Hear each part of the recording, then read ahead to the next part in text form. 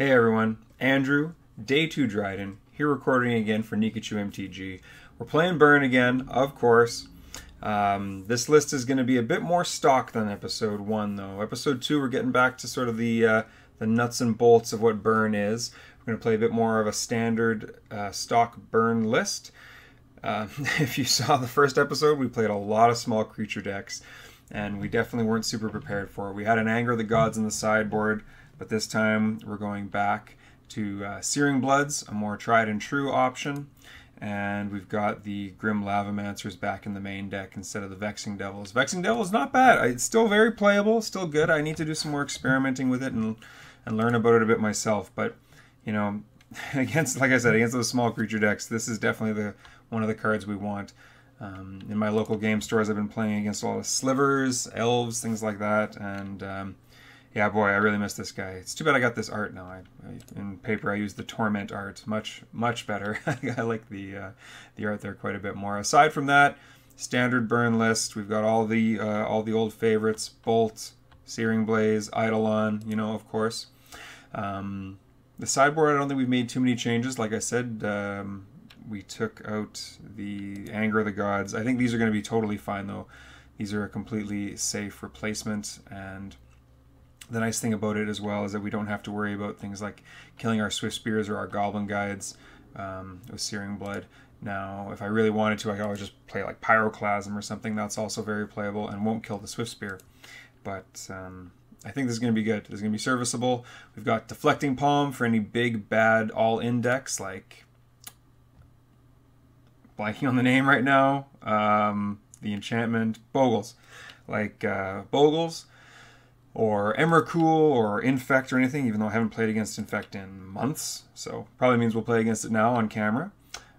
We still have one Leyline of Sanctity in the sideboard for any really crazy stuff. Jund is still the big bad guy on the block right now. And then your usual other suite of normal Disruption, Destructive Revelry for the Leylines of our opponents. And yeah, so not really too many changes from last week. Everyone should be pretty much up to speed, I think, with this now. So hopefully we don't. Hopefully I don't get totally punished for building my 75 this way, and and we get some good matches. Also, I'm a little less exhausted. Learned a lot myself about recording in the last episode. Did not understand how strenuous it actually is. So I'm not going to go and push myself too much this time. So anyway, we're going to get into a modern league here, and we'll see you in round 1. Okay, here we are in round 1. We're on the play, which is nice. We have a pretty great hand. We've got a creature, 2 lands. It would be nice if this Stomping Ground were any other land in the deck, but this is still pretty good. We are going to keep this hand, and we're going to try to get a little bit of an aggro start against our opponent. It's, you know, if we play against one of these small creature decks, it's going to be great again, because we probably just want to shot. Yeah, we probably just have to get a Sacred Foundry right now, unfortunately, which is the problem with this Stomping Ground, forcing us to possibly take another 2 next turn. But if we play against another one of these small creature decks, I'm looking forward to it, because we're going to get in for 1 this turn. They just go Bird, we're going to bolt it, get in for 2 next turn, and we're going to totally have our foot on the gas. And oh, okay, maybe not. Maybe we're Jund. Maybe we're going to get Inquisitioned here, which is fine. Our hand is pretty strong. Oh, no, green. Yeah, okay, we called it. Another bird. So now we want to draw a Searing Blaze. That would obviously be the best draw in our deck. No, Lava Spike. That's fine. So just play this. We are going to bolt this bird. Get that out of here. I'm tempted to suspend this Rift Bolt right now because it's slow, but I think we've got the initiative right now. And actually, you know what? Because we don't have any other removal in our hand for these things, and we can just unload our hand like this if they drop something next turn. They drop 2 creatures, we'll just trade in combat. So yeah, I'm going to be a little more conservative.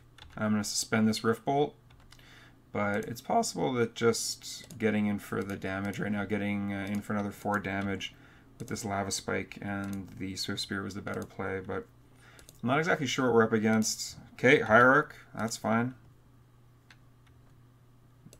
See, look, we slowed our opponent right down. They didn't want to pay life for that stomping ground. They've only been doing one thing so far. So now, well, what do we have in our hand here? So if we don't draw a land, we can just cast these 2 lava spikes, put them to 10, attack for another 3, put them to 7. I don't think they're blocking with this hierarch. What are we worried about? 3, 6, 9. I think they... Okay, we're bolting the hierarch, and here's why. Because it's actually worth more damage to make sure they don't block. If we've got 1 damage plus 3 prowess triggers, so they are actually incentivized to block. So we're just going to make the decision for them and get this hierarch out of the way. That's what's going to happen, and we are just going to... Ooh, that's a good draw too. That's a good draw too, but I think that's going to be our late game plan. If for some reason the board stalls out, this uses all of our mana this turn and continues to make sure that we can get in while this board is clear. Grim Lavamancer doesn't need a clear board to get in for damage, whereas the Swift Spear, based on the fact that we don't have any more removal in our hand for next turn, does need a clear board. So for that reason, yeah, see, they're just going to concede. We're just too far ahead. Sweet, so what do we think? Again, this is just another value deck. We didn't see any white, but they're obviously potentially getting it from the hierarch. Birds, okay, well, another small creature deck. We're at least getting a lot of practice in against these. We want these Searing Bloods, absolutely. We don't know exactly what they're doing, so I don't know if I want these Deflecting Palms. Bring in Skullcrack. We will... What do we take out?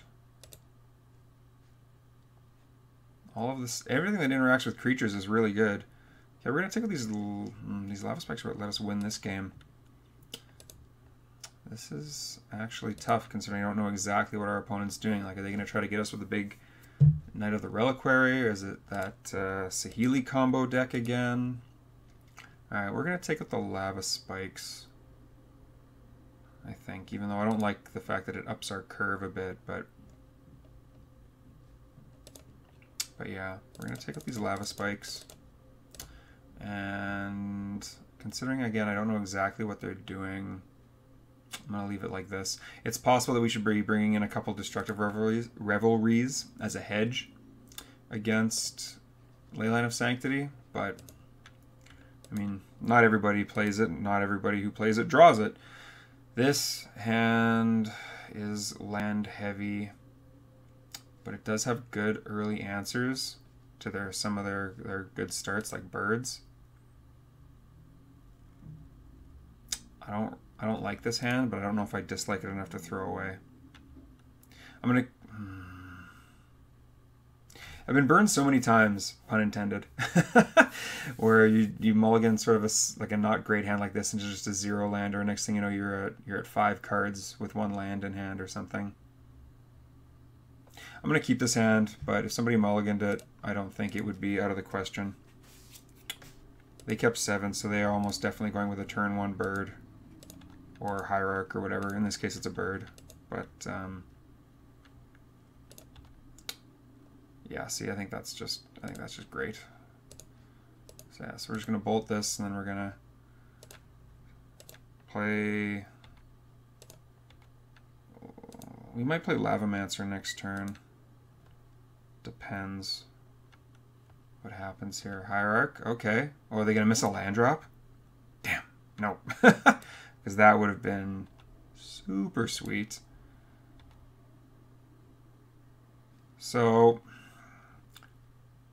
we are in this for the long game now.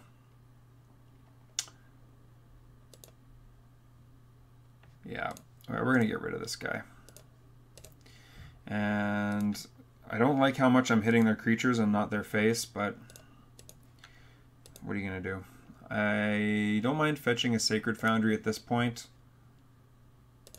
because there's only one more turn anyway where we're going to be able to draw an Inspiring Vantage and not have to just you know, fetch for things later. So just getting the white mana now is fine. And it also fills up our graveyard. So the Lavamancer can definitely do some work next turn if it needs to. But now that we're in turn 3, I'm not... What, her voice? Yeah, okay, that's fine. I am now no longer incentivized to start killing their creatures. We're now going to start... Okay, well, we didn't want to draw another land. That's unfortunate. But yeah, I'm not really worried about this voice, to be honest.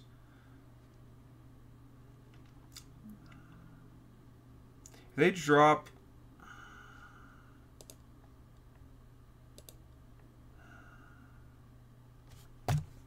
See, they could just drop like a Thragtusk or something next turn. No, sorry, not Thragtusk. Like an Obstinate Baloth or something. I'm not... Which means we want to Skullcrack on their turn, but if we Skullcrack on their turn, that means they get a creature from this voice trigger. So, for that reason, we don't want to do things on their turn, but that's okay.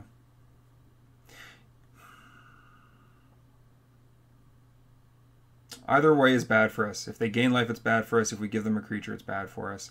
Because even if we do Skullcrack, like say they have a Obstinate Baloth or something like that, yeah, they don't gain the life, but now they've got what's going to be a 3/3 creature from the voice trigger. So I think we're just going to go at them.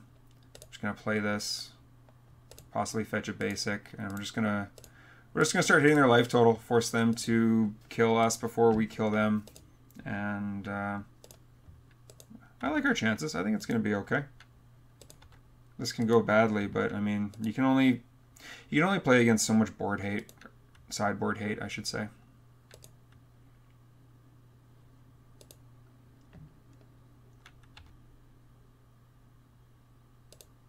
Yeah, sure. Not blocking. Come on, no Baloth. You got 3 cards in hand. You probably got something to do. Okay. Well, there we go. There's our answer as to whether they have a Baloth or not. Because they almost for sure, well, we don't have mana up, so they almost for sure would have played it there.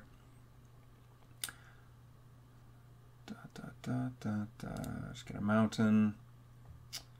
And we don't need to...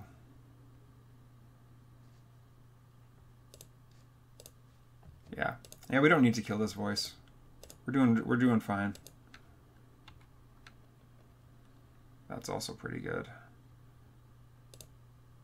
Play this. So now, what do we have in our hand? 6 damage, plus 2 from the Lavamancer. So they're at 13. Sorry, they're at 13. They're at 11. They're at 5. So yeah, we can just see. Now we're pretty close to being able to kill them. So now I'm going to hold up this Skullcrack.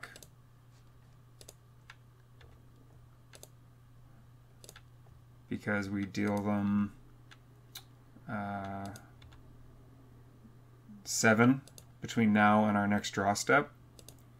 And then we can deal them another 2 after that, putting them to 9, putting them to 4. So I think this is... I'm just going to hold up this Skullcrack and just keep hammering at their life total, and I think we're going to kill them before they kill us. That's what I think is going to happen.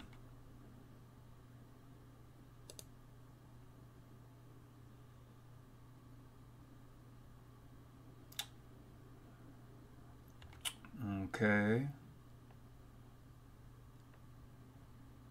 Okay.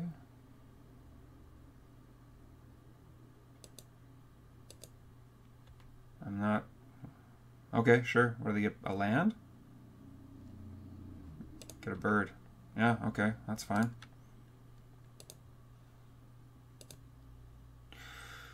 The clock has increased, unfortunately, but I am not really worried about it. I still think we're just going to kill them before they can do anything to us.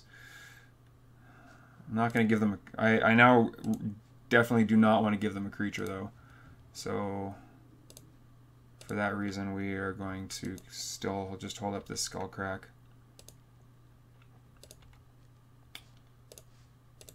I wonder why they got the bird back. I feel like a Hierarch would have been better. Okay, drawing a 6th land by turn 5 is not what we wanted. We kept a pretty land-heavy opening hand.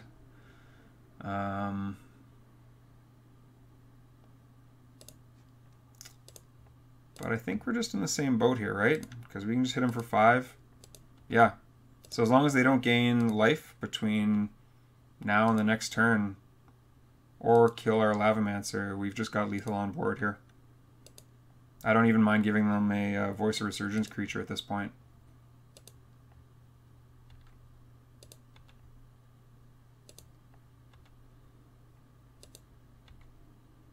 I guess they could hypothetically try to bolt us twice. That's a way we could lose. Yeah, see? There we go. Bam.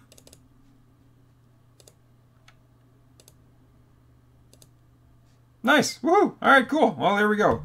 So, I didn't misplay into my opponent's voice. So, obviously getting a little bit better at recording matches. That's a clear and obvious improvement versus the last league. So, learning slowly but surely. And, yeah, we won round 1. So, there's no excuse for not having practice against these small creature matches. And Grim Lavamancer also showed its value. I'd have to double check, I think, but Lavamancer got in for at least 6 and was going to get in for another 2 damage that game. So, you know, maybe better than just the 4 damage that the Vexing Devil would have got in for. So in this case, again, small creature matchups. This is where Lavamancer shines. You know, even just hitting our opponent's life total, it can be very useful. So, anyway. Hope you enjoyed the match. We're going to continue on with burning our opponents down. Please like, share, comment, and subscribe. And Andrew, Day 2 Dryden, we'll see you next time.